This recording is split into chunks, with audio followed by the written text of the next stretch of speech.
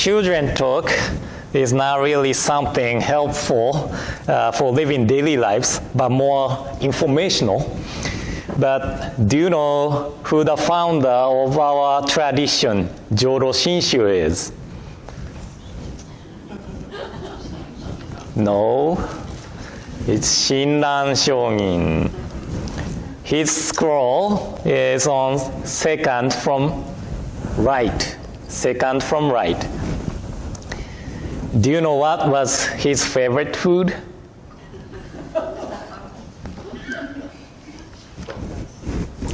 It is said that he liked azuki beans, red beans. Do you know azuki beans? I think Japanese people know azuki beans. Azuki beans, we boil it and make it, I don't know, how do we prepare? Boil it and soak sugar, so make it sweet, and mash them and put it in mochi or something to eat it. It is good with ice cream. It is good with shaved ice, of course with mochi. And sweetened red beans is called anko. And anko is my favorite food too. And we will probably have chances to eat mochi with sweetened red beans since we have mochitsuki on December 17th. But whenever you have a chance to eat red beans, please remember Shinran Shōgin's favorite food was red beans. Okay? Now, I'd like to share the words of Shinran Shōgin from one of his writings called Notes on the Inscriptions on Sacred Scrolls. For the purpose of those who watches this message on YouTube and those who wish to learn where this passage are from. And just in case I did not pronounce the word right, this is from Collected Works of Shinran. Collected Works of Shinran, page 513. Page 513. So please join me in gassho. Please put your palms together. Saying the name, one will attain birth in the Pure Land of bliss without fail. This is because birth through the Nembutsu is brought about by the Buddha's primal vow. Namo Amida Butsu, Namo Amida Butsu, Namo Amida Butsu, Namanda Butsu, Namanda Butsu, Naman. So I have sore throat today. When I drink something, it hurts, so I can't enjoy eating or drinking as much as I do in ordinary daily life. So it's kind of hard to speak to, but I try. In Japan, we observe Hoonko, the memorial service for our founder Shinran Shōgin, either on November or January. And most of the temples observe Hoonko in November so that the members are able to attend Hoonko at Nishi Hongwanji in January. Differences of the months of observance came from which calendars we use, lunar or solar calendar. So if we follow the lunar calendar, November 28th was the memorial date for Shinran Shōgin. So 5 days have passed since November 28th, but today I would like to share what Shinran Shōgin enjoyed with you today. And it is said that there are 3 ways to understand the word Buddhism. First, the teaching to become a Buddha. Second, the teaching of the truth called Buddha. Third, the Buddha's teaching. These 3, okay? I will explain about first one, the teaching to become a Buddha, and third one, the Buddha's teaching later. But second understanding, the teaching of the truth called Buddha, came from one of the sutra. It said, those who sees Dharma sees Buddha. Those who sees Buddha sees Dharma. So Buddha is the one who became one with the Dharma, the truth itself. And the Buddha himself is a teaching, and the teaching itself is a Buddha. So Buddha is the one who we should rely on.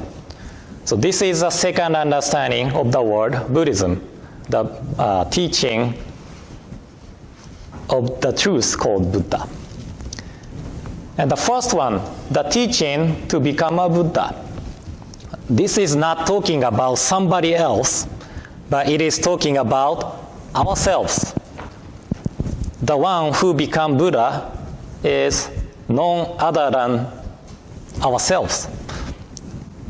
And I'm not familiar with the world of medical, but the doctors needs to look at the patient, each patient, and try to find out what is the best way to recover the patient from illness. As same as this, Shakyamuni Buddha taught in accordance with people's ability. There are many sutras in Buddhism. So in our altar on the side wall, we have 2 cabinets. It contains full volumes of sutras, the teaching of Buddha, Vinaya, that is the precepts set by Buddha, and Abhidharma, that is commentaries on sutras. And all these are translated into Chinese from Sanskrit, and we have Chinese versions of these 3 things, Tripitaka, 3 baskets. And it contains 55 volumes, about 81,345,000 characters. So we do not have absolute scriptures, something like the Bible of Christianity or Quran of Islam. We have so many sutras we can pick or we can choose. We are able to choose which sutras fit the most and practice based on the sutras. So Shinran Shonin, our founder, practiced at Mount Hiei from age of 9 years old until 29 years old. So he practiced in Mount Hiei for 20 years.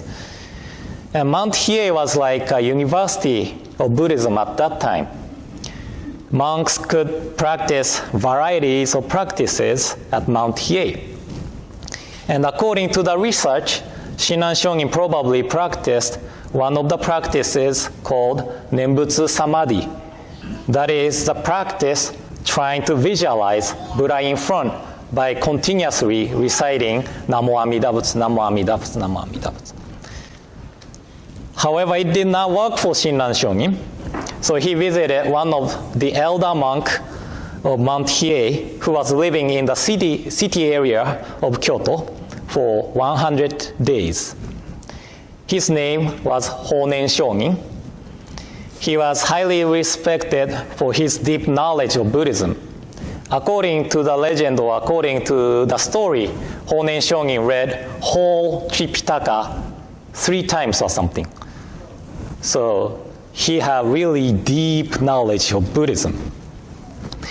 And after 100 days of visitation, Shinran Shonin decided to be a disciple of Honen Shonin. And Honen Shonin had many disciples, but Shinran Shonin was one of the disciples who had similar backgrounds as Honen Shonin. They were both from nobility, studied at Mount Hiei, and the practices at Mount Hiei did not work for them. I don't know if this background helped or not, but Shinran Shonin was allowed to copy Honen Shonin's master writing, passages on the Nembutsu selected in the primal vow. And only few of the disciples of Honen Shonin were allowed to copy his masterwork. So Shinran Shonin was probably one of the strongest disciples of Honen Shonin. And Shinran Shonin was also allowed to draw a portrait of Honen Shonin. And back then, drawing the portrait of master means master is allowing the disciple to teach what he's teaching to the other people. So it's like inheritance of the teaching. So Honen Shonin really expected Shinran Shonin to be a good disciple of Honen Shonin. And nowadays, we have copier, right? So it is easy to make copies. I made a few copies today for a chanting club. It was really easy. I just push button, right? But in 13th century, they had to copy writings using their hands. So I'm sure Shinran Shonin had chances to read Honen Shonin's writings over and over again to make sure there's no mistake to what he has copied. And I wonder how much Shinran Shonin appreciated Honen Shonin's writing. And what Honen Shonin taught is well described in his masterwork, passages on the Nembutsu selected in the Primal Vow. This is in Collected Works of Shinran, page 53. So if you own it, please refer to Collected Works of Shinran. Honen Shonin said, if you desire to free yourself quickly from birth and death, of the two excellent teachings, leave aside the path of sages and choosing, enter the Pure Land Way. If you desire to enter the Pure Land Way, of the two methods of practice, right and sundry, cast aside all sundry practices and choosing, take the right practice. If you desire to perform the right practice, of the two kinds of acts, true and auxiliary, further put aside the auxiliary and choosing solely to perform the act of true settlement. The act of true settlement is to say the name of the Buddha. Saying the name unfailingly brings about birth, for this is based on the Buddha's primal vow. So this passage was written not to criticize the other teachings, but this is a statement for himself. There is nothing but Nembutsu. And Honen Shonin realized that there is no other way but Nembutsu through deeply introspecting himself. So after all, I could say that the Buddhism is a teaching which questions what kind of person we are. What kind of person we are.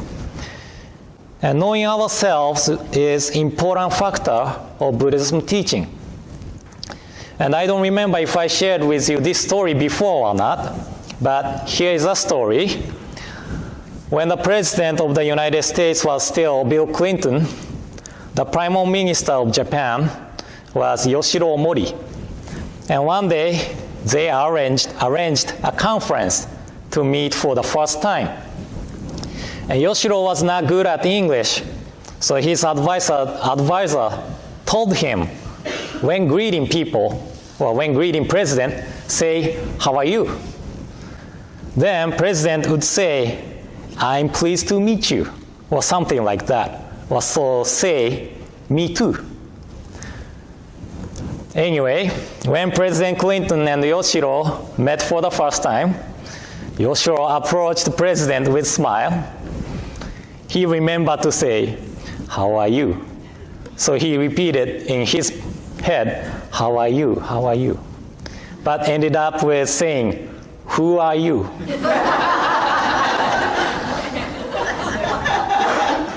President thought Yoshiro must be joking. So he said, "I'm Bill, husband of Hillary." So Yoshiro replied, "Me too."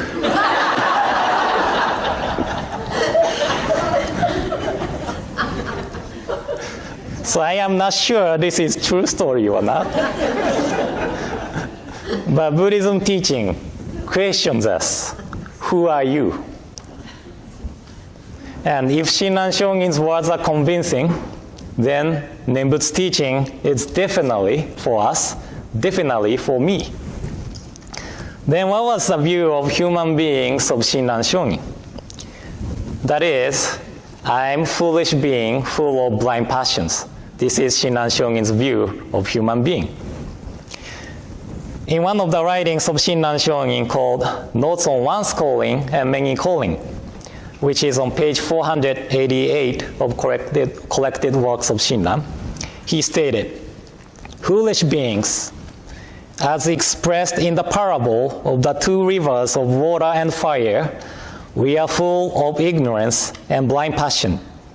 Our desires are countless, and anger, wrath, jealousy, and envy are overwhelming, arising without pause. To the very last moment of life, they do not cease or disappear or exhaust themselves. So if we hear these words of Shinran Shongin and think that, I'll be able to extinguish these minds by practicing something, then the other teaching other than Nembutsu might fit you. But if we hear these words of Shinran Shongin and think that, this is talking about me, then there's nothing but Nembutsu teaching.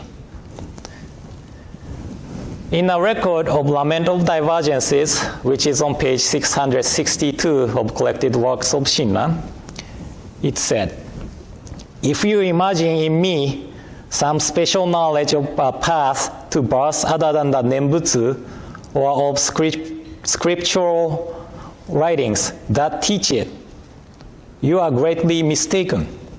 If that is the case, since there are many eminent scholars in the southern capital of Nara or on Mount Hiei to the north, you would do better to meet with them and inquire fully about the essentials for birth. And he also stated, if Amida's primal vow is true, Shakyamuni's teaching cannot be false. If the Buddha's teaching is true, Shantao's commentaries cannot be false. If Shantao's commentaries are true, can Honen's words be lies? If Honen's words are true, then surely what I say cannot be empty. So I understand this Shinran Shongin's words this way. There are so many teachings of Buddhism, but what fits me most is the teaching of Nembutsu.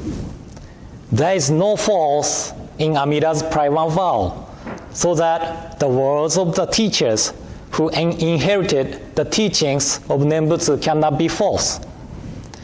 Important thing is if we are able to accept this teaching without doubting it. So the teaching which Shinran Shongin enjoyed most is a teaching which foolish being full of blind passions like me is able to become a Buddha. How this is possible? So Honen Shongin said, because this is based on the Buddha's primal vow. The primal vow is a vow to save all sentient beings, and it was established out of compassion of Buddha, not to discard foolish being. So to explain about this, for instance, let's suppose a child became sick, okay? He or she was running around outside in the wintertime without putting their jackets on. The adults tell them to wear jackets, but they say no, and they didn't wear it. The child became sick because of it. Then will adults say, see, I told you, and disregard them? No, right? We might say, see, I told you, but we will take them to the hospital or give treatment for them. So as same as this, we are told that the blind passions, such as greed, anger, stupidity, or ignorance, is not good for us. and these are the cause of suffering, but we are often now living with trying to face these blind passions in our daily lives. And we are suffering ourselves.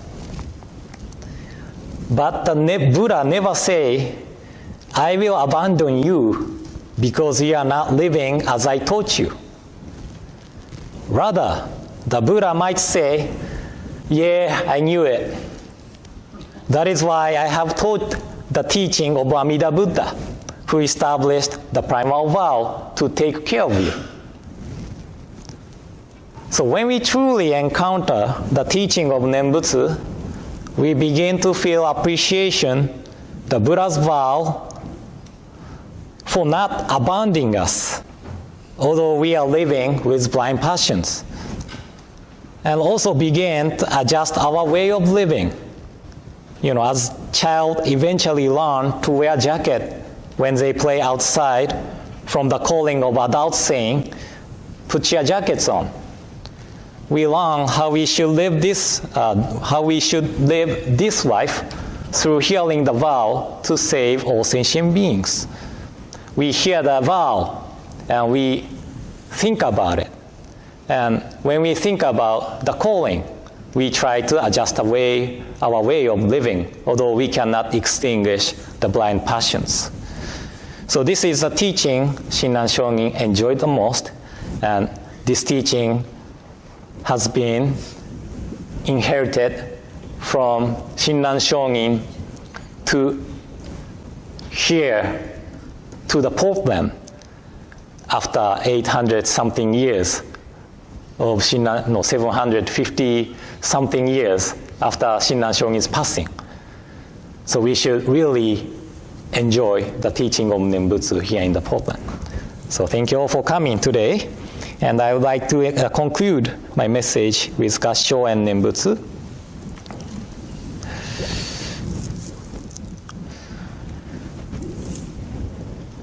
Namo Amida Butsu, Namo Amida Butsu, Namo Amida Butsu, Namanda Butsu, Namanda Butsu, Namanda.